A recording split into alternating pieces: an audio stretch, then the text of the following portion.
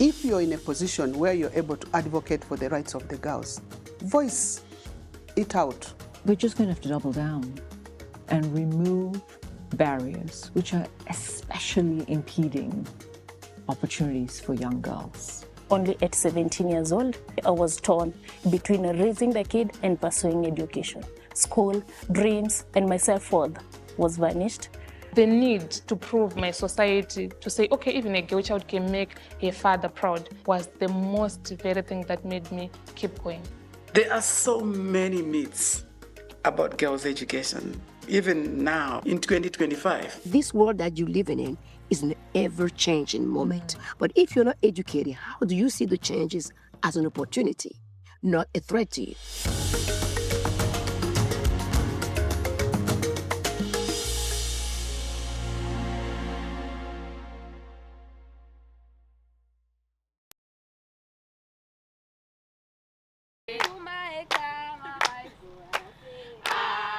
Across the African continent, the story of girls' education isn't just about access anymore.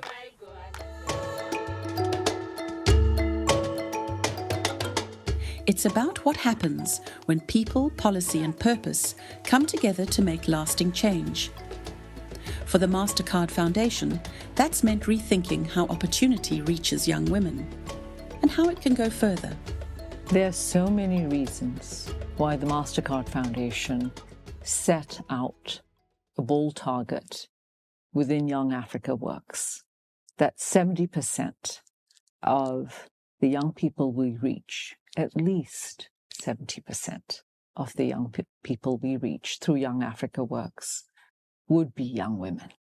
This is not about young women versus young men versus young women. It's about recognizing that many young women face inordinate barriers to access education, to access basic opportunities. Turning this vision into action starts with understanding the scale of the challenge. And the numbers show just how far we still have to go. Globally, 244 million children are out of school, and 50 million of those are girls. And when you come to sub-Saharan Africa, 9 million are girls that are out of school, and 6 million of those are boys. And that shows you the gender gap of about 3 million. And 3 million of a population is a big percentage. The numbers tell one side of the story, but behind them are lives still unfolding and voices that remind us what those statistics really mean. As just one of the few survivors of the system staked against us, I appreciate and celebrate the opportunity that I got, because when I was 10, I was about to drop out of school because my parents could not afford the cost of keeping me in school. So I personally have an understanding of what it takes for a girl from the most marginalized backgrounds to enroll, to stay in school, to participate alongside other children, and to grow up to be where I am right now. And every day I witness millions of children get their chance and also millions of children not get their chance. This is one story among many. Each girl finding her own way through the same struggle to learn, to belong, to move forward. Growing up, my parents did their best to support us to go to school. I wanted to change home. I wanted to change the situation at home, help my parents and everyone in my family. But I was always being sent home because of lack of school fees, lack of stationery, and I had no hope to finish secondary school. Before I re-enrolled back to school, and that is when I learned that I was pregnant only at 17 years old, I saw that my life has ended. I don't know where to start. School, dreams, and my self-worth was vanished. Avant de rejoindre la Fondation Batanga, j'étais en classe de 6e. J'aimais vraiment l'école et j'ai envie de réussir. Mais mes parents n'avaient pas assez les moyens pour m'y accompagner. Aussi, dans mon village, l'éducation des filles n'était pas vraiment une priorité. Beaucoup pensent que que ce n'était pas nécessaire pour une fille d'aller à l'école. We've heard stories like these across the continent. Different girls, similar obstacles, and for many the struggle begins long before the classroom. In most of our communities, parents can't afford to take their children to school. Or if they do, they are not able to sustain them in school. So the children end up dropping out. My mom passed away, where I remained behind with me and my two siblings, and we had no any other financial support from anyone else. I couldn't get any school fees. I had no money for school uniform, for books. I didn't see any way forward. This is a struggle too many girls know well. And it's why giving every one of them a real chance matters for all of us. The population of Africa, the bigger percentage is women and girls at that. And the population should be able or should be in a position to contribute to development. And if some sector of the population is left out, if it's not given equal opportunity, then it affects the development of Africa as a continent. And yet we know from the stories we have heard across Africa, so many young people, when you ask them who's had an impact on you, nearly all of them speak about their moms and creating opportunities for them, for being right there beside them, for the sacrifices she has undertaken to enable a better life. I grew up in a household where there were a lot of people. And the thing that is really striking is to see the dedication of my mom and dad to education. Anyone that comes to that house, my father would say, "Are you going to school?" When you say no, he's going to say, "Why? Do you have the money? You don't have the uniform? If I can provide, you have to go to school." And in those homes where parents carried the hope for a better life, girls learned early what it means to make a family proud. My father used to be, should I say, ashamed by some of his colleagues because we are only two girls and my brother is also disabled. So they took him as someone who doesn't have a son. So if a girl could do anything that would make their family proud, maybe getting married and getting your bride price paid for. But apart from that, maybe you elope. So the need to prove my society to say, okay, even a girl child can make her father proud, can make a family proud, was the most very thing that made me keep going. I needed the desire to give my child the best life ever. I wanted to become the best mom. I wanted to pursue my goals and my dreams. I knew that I still had dreams that I needed to pursue. The other thing that kept me motivated is my family. They were very supportive through my academic journey and also in taking care of my kid. You hear it in every story. That drive to do better, not just for themselves, but for the people they love. And it's that same spirit that pushes institutions to open doors wider for everyone. In Fawe and many other institutions, we really preach the gospel of gender equity because we believe in fairness, we believe in equal opportunity to all, not only for Africa, but globally. It's good to give equal opportunity to each and every person. Every human is entitled to the rights, and education is one of those rights. And so when the MasterCard Foundation set that target, that goal of 70%, what we were signaling first and foremost to ourselves is that we're just going to have to double down and remove barriers which are especially impeding opportunities for young girls and for young women. Because we knew once we could remove them, it's not just only great for them, it's great for everyone. It's great for everyone. Removing these barriers takes people who listen, who act, and who keep showing up for the girls who might otherwise be left behind. It starts from even just what does it take for the most marginalized girl to go through school. We listen to those that have gone through that. And what does it take for a government to work with a civil society organization? We listen to people that do that every single day. So I think about Barbara Chilangwa, for example, a former permanent secretary in education. It's her who shaped how comfort works with governments. We listen to teachers in the classroom. What does it mean for you to work with a child from the most marginalized background for the very first time? And I mean that, for the very first time. We believe, live, and breathe lived experiences as an organization. We know that there is no substitute for lived experience. You can read about it, you can study it, you can listen to people that have lived through it, but the person who has lived it is a whole different ballgame. For some, that understanding comes from experience. For others, it began in a single moment, one that changed everything. I grew up with one of my best girlfriends that lived across the street. And I asked my father to go find out what happened. And my father said they sent her away to get married. I remember me screaming out of my head. You gonna tell me that you can't do nothing? I gotta do this. So somebody introduced me to Marie-Louise Cohen and John Phillips. They are lawyers from Washington, D.C. So when we met in New York, they said, how can we help you? I say, I want to put girls in secondary school. Mm-hmm. And I don't want to be in cities.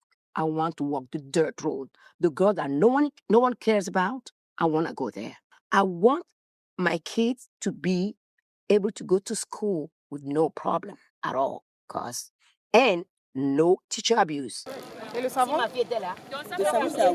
In partnership with the MasterCard Foundation, Batonga Foundation supports girls in Benin and across West Africa to thrive beyond secondary education. From the get-go, for me, it was empower the community to take care of the girls. And it's from starting that Batonga thing, on that moment of pain of losing my friends, I wanted to do something for other girls around my continent, around the world, for them to see their own worth. We owe ourselves, women Absolutely. That are in position of power, not only to talk, but to walk the talk and do it. Every movement needs that kind of courage, the kind that turns a single act into a lifetime of leading and listening. Being a leader, you have to be strong enough. You have to advocate for others. You have to lead others. And not just leading them. It's just, are you understanding whatever they are going through? Are you in that position to listen to them? Are you in that position to help them? Are you in that position to help them overcome the challenges that they are going through? Being in a position that you are once there going through the same challenges. How are you helping them? What we did in Malawi, for example, as an organization, we supported girls from the most marginalized families to get places at national schools in a manner that they were not able to do before. And thanks to our partnership with the MasterCard Foundation, we were able to support those particular girls to get places to go into those schools. And just engaging with the teachers, with the school administration, with other children, we had not seen girls like this in the classroom, was priceless. It would be surprising how, at times, entire systems are unaware of those marginalized within them. The point of going to school is to know that this world that you're living in is an ever-changing moment. What you see today might not be there tomorrow. But if you're not educated, how do you see the changes as an opportunity, not a threat to you? And I think that this changing time, Yes, Batonga is at a special place to bring about solution to a lot of things. Because we have a method that is based on community, mentorship, and respect. And people take it and share it with others. Mm-hmm. Things that we don't think about going, the girls are going by themselves. But how do we amplify the power of those girls? And that's where mentorship comes in, when someone's story becomes a guide for someone else finding their way.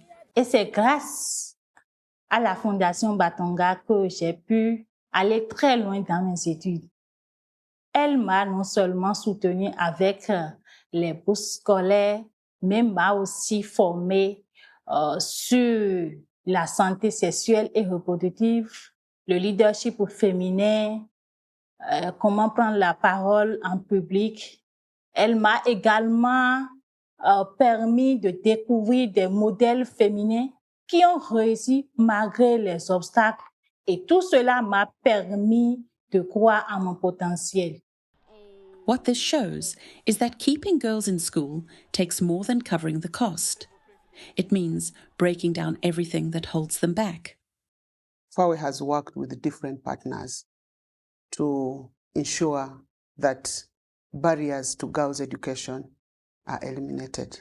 The scholarship programs that we had in the past were basically tuition.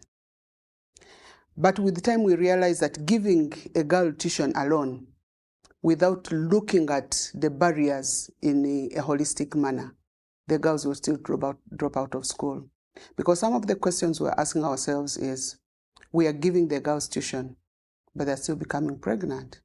We are giving the girls tuition, they're still dropping out of school.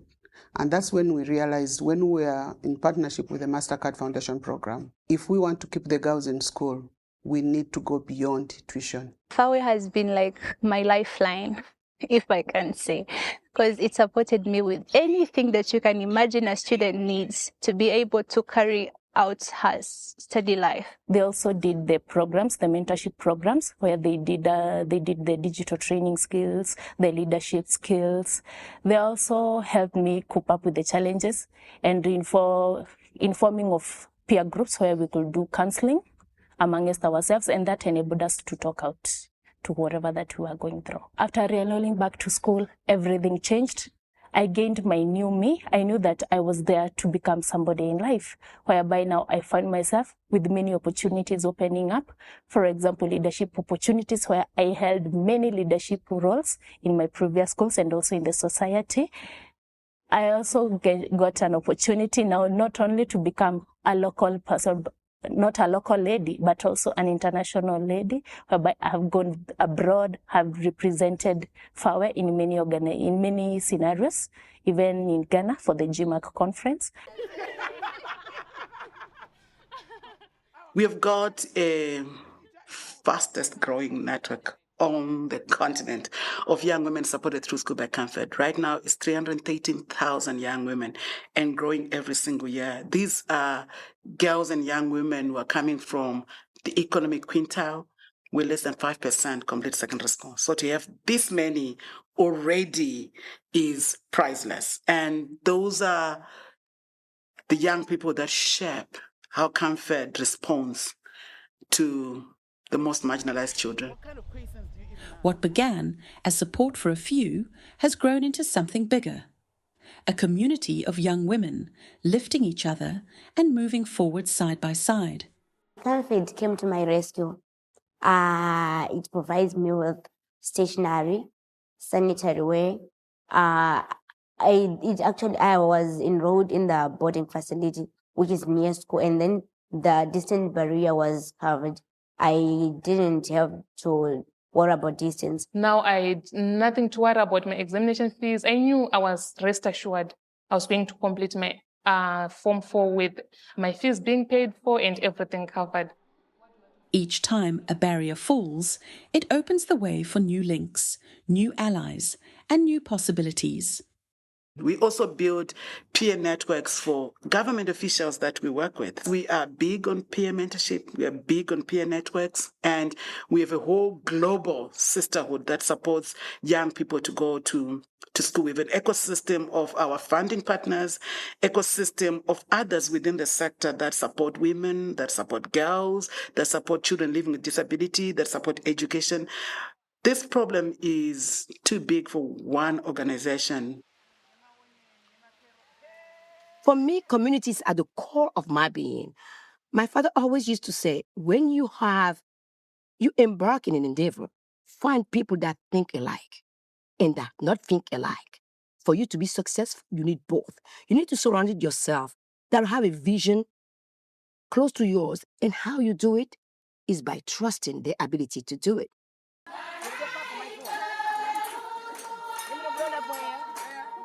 The way it's changing is also, for me, a rebirth. We need to understand that empowering locally people is the way for this world to function.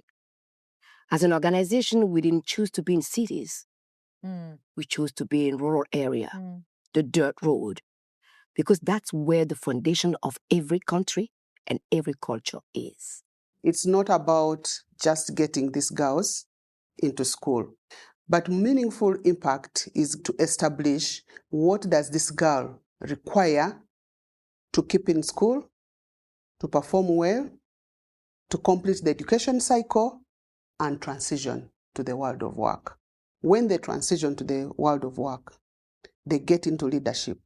They begin being part of the decision-making process, not forgetting where they came from, but thinking of where they were and also thinking of the other girls that have remained in that community.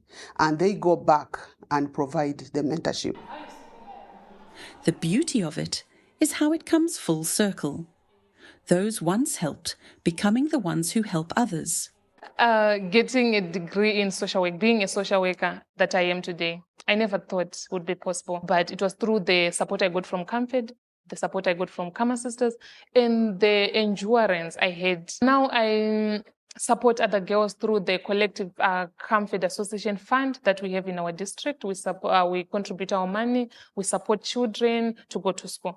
And as an individual, I also support children. On average, I support 10 children in my village to go to school with school uniform, with stationery, with menstrual pads, and with also some food hampers. As the Child Protection Committee President, I carry out counseling sessions with my peers. I encourage them on the importance of school. I encourage them always to hold on to something that they have decided since they were little. I have formed a group whereby we reach out to girls and to the interiors, to the community, educating them about the girls' rights and their needs to be educated and to be given a chance to pursue their education. Look at me, I'm an engineer now. As you can see, like, I can now earn a living, support my siblings through that, and I can also encourage my future community and generation to come, showing them that this is possible, really.